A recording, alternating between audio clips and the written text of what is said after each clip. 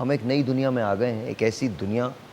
عصری صاحبہ کو حج مبارک, آپ کو حج مبارک, اہل ایمان کو, مسلمانوں کو, دنیا اسلام کو, پوری کائنات کو حج مبارک. ایک بات یاد رکھیے گا, یہ میں نے پہلے بھی کہی تھی, میں آج بھی کہہ رہا ہوں, اس بات کی فکر چھوڑ دیں کہ طواف نہیں ہوتا کعبہ کا. اب جان لیجیے اس کی وجہ کیا ہے, اس کے بعد ہم بحث کا آغاز کریں گے.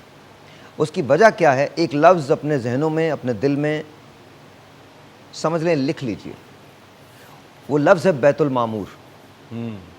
بیت المعمور وہ جگہ ہے, جیسے فرض کیجئے کہ یہاں کعبہ شریف ہے اس جگہ, تو اس کے عین بالکل سیدھ میں 7ویں آسمان پہ جو جگہ ہے, اس جگہ کو بیت المعمور کہتے ہیں.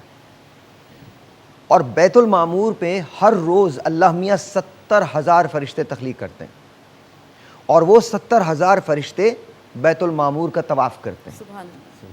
یعنی کہ طواف کعبے کا بھی ہو رہا ہے اور بیت المعمور کا بھی ہو رہا ہے. اور وہ طواف ایسا ہوتا ہے کہ دوبارہ یہ ملینز اینڈ بلینز آف سال سے جاری ہے, اور دوبارہ کبھی ایسا نہیں ہوا کہ وہ فرشتہ جو ایک بار طواف کر کے گیا وہ دوبارہ نہیں آیا طواف کرنے کے لیے. اللہ. تو یہ تو شان ہے ہمارے رب کی.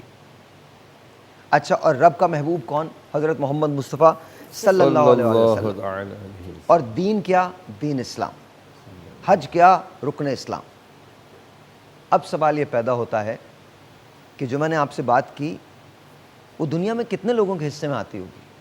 صرف مسلمانوں کے حصے میں آتی ہے. واہ. پھر وجہ کیا ہے کہ ہمارے آج کل حالات یہ ہیں.